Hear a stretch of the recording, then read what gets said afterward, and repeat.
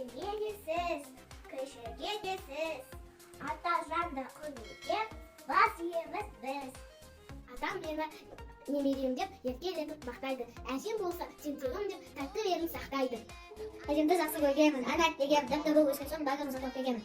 Атам мені ақ бастасы береді, біледі бар салмақты, мен есімде қалды. Әже біздің күніміз, біз әженің гүліміз. Балаларымды қуантып, ұзақ өмір сүріңіз.